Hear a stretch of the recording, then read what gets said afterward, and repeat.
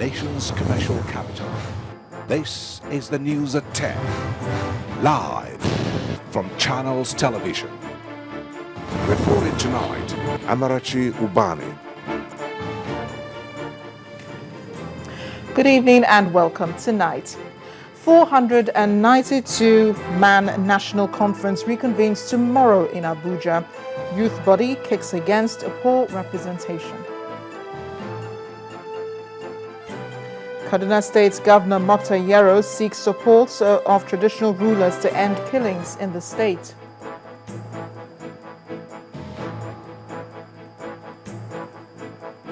Nigeria Labour Congress presses for the probe of Petroleum Minister Diezani Alison Madueke for allegedly spending 10 billion naira on private jet. And Russia warns the United States against military intervention in Ukraine.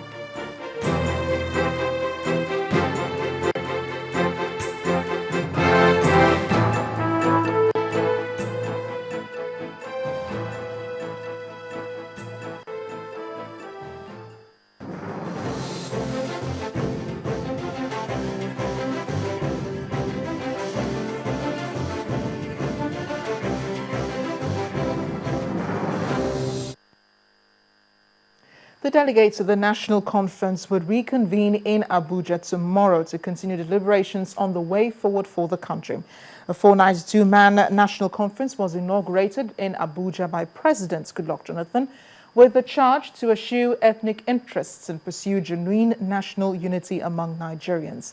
And the delegates took a break after the inauguration to attend to administration issues.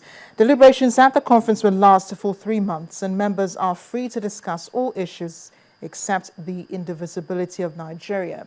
The conference's chairman is Justice Idris Kutigi, while his deputy is a Professor Bolaji Akinyemi.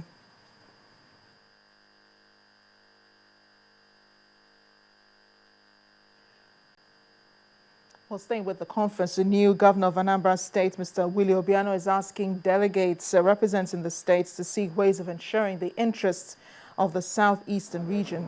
After meeting with delegates at his country home in Aguleri, the governor says issues pertaining to what constitutes federating units and the type of government that will be run in Nigeria are the issues of paramount interest that should top the agenda in order to chart a fresh course for the nation. You're welcome. Just wait. And then, Prime Minister of This is my first time of meeting them as a group, and I'm very proud of the selection because these are very competent people in their respective fields, and I believe they will represent us well at the conference. They will raise some issues that will be tackled at the place, but we agreed that our interest is paramount. Interest in the Anambra, interest in the Igbo, interest in the Southeast, is very paramount in this conference. Meanwhile, delegates to the National Conference will reconvene tomorrow, and when they resume, there are several issues seeking their attention. Already, Nigerians are debating some of those issues. For the larger population on the sidelines, they will be watching closely and will make comments, but the delegates must address these issues and find solutions to the nation's problems. Our political correspondent, Seun Okimbaloye, in this report takes a look at the major issues that will be discussed and the intrigues. 1 week gone out of a proposed 12 weeks for deliberations at the National Conference. But on Monday, the delegates hope to reconvene and discussions expected to start in earnest. In the first week, little was achieved, but several controversies came up, including issues relating to the 7 billion naira budgeted for the conference and the argument over the welfare of some of the delegates' aides. Some Nigerians are not happy, especially with the fact that 75% of the delegates are between the ages of 60 and 85.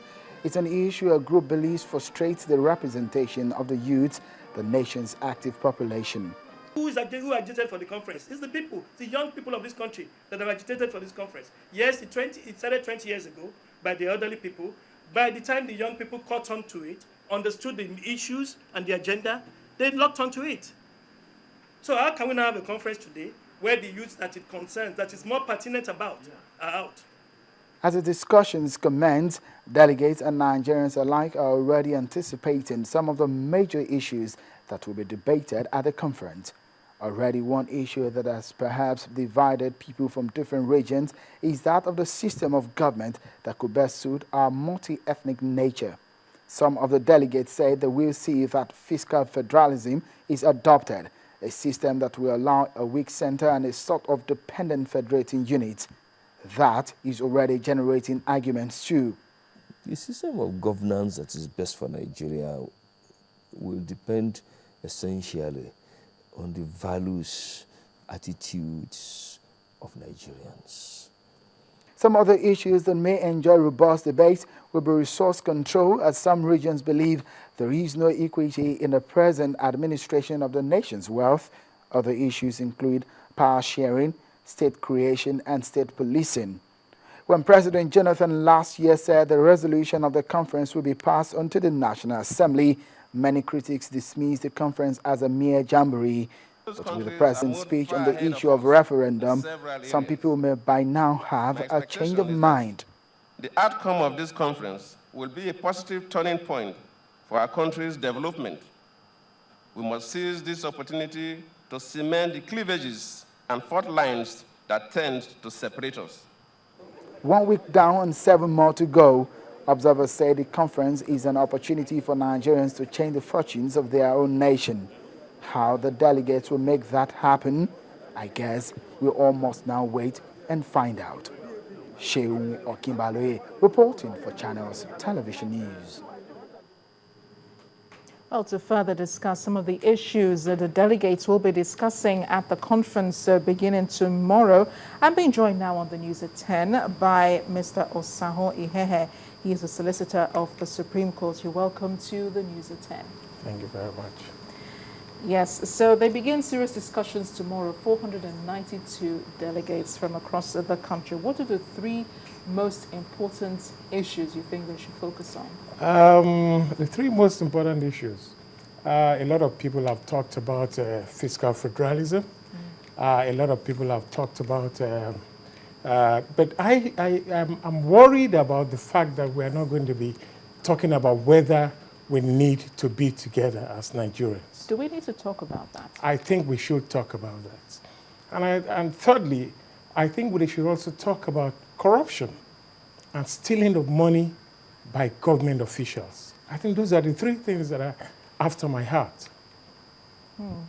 Very interesting layouts there you have. But of course, the delegates have, a wide range of issues to talk about, but they do not, according to the presidents, they can't talk about the indivisibility of Nigeria. But let's look at, the delegates that are going there now. 37 slots for governors, for elder statesmen, and just only 6 for the youth. And they're complaining. They say they want better representation at that conference. You think they have a right to ask? They appear to have a right to ask. But if I must say, if this conference were taking place probably in 1956, 1958, 1960, 1963, I think the youths will have a point. If you recall that around that time, the time I've just mentioned, the people who you had federal ministers in government who were just 22, 24, 26. We had the Toss Bensons of this world. We had Matthew Mbu. We had Mike Enahoro. They were just in their 20s. The reason then was that a lot of our parents then were illiterates. So it's understandable. But today, in 2014, for you to have more youths, if that is what they are clamoring for, than adults to discuss national issues as to whether or not, as to how Nigeria should go forward, should move forward, I think it is the composition, the admixture of the composition, I think is good enough. It's good for us. A lot of people have said the people that are there are the people who are responsible for the problems of Nigeria. Yeah, but you really haven't said why we shouldn't have more youth among the delegates. I do not think that we should have more youths because I do not think the Nigerian youth today is equipped to discuss Nigeria's problems. In those days, yes, because we had less adults who were educated. But today you have more and more people who are educated, people above 50 who are educated, people above 60 who are educated. So I think that the youths today are not equipped enough. They are not, probably you will say that they are not equipped because these same adults caused the problem of their not being equipped. But I think the best thing to do is to, the admixture that they have there, they have older people, they have middle-aged people, they have youths. But what about the disabled? They're one group that are not properly represented among the delegates. I'm surprised. I'll be surprised there are not enough disabled people there among the delegates. I don't know what the composition of disabled people are, but I'll be surprised we do not have enough of them among the delegates. So what about the faith of those representatives? Already, they already had some issues last week, apart from the administrative issues. I read in the papers today, some of the delegates were saying that you have more Christians than you have Muslims, and one person said he wanted to say Muslim prayer over the meeting, and another person said, Pastor Sunday Bakare said, well, I might as well just go ahead and pray in Jesus' name, and if this is, turn this into a church service. I think Nigeria is a multi-religious country, and that should be borne in mind whatever they do. Probably they should have the institution whereby when they start with a Christian prayer, and probably they end up with a Muslim prayer. Yeah, but wouldn't that confuse a lot of things? I mean, because it is not supposed to be a faith-based national conference. Yes, you're discussing everything, though.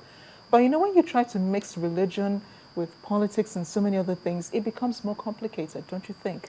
Yes, I agree with you, but I think there must be some prayers said before and after such deliberations. And if you must have prayers said, then you should have probably the Muslims starting it and the Christians ending it with the Christian way. I think that would be ideal to reflect the composition of course, even Nigeria itself. Nigeria is a multi-religious country, and that should be borne in mind.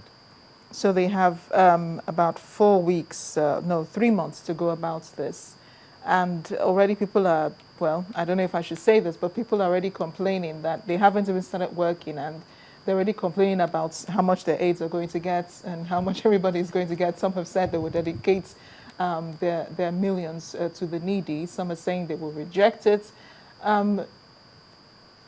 Is it safe to ask here that should those delegates be paid so much? I think what they are paid is just 12 million naira. Each person? Each person for 3 months.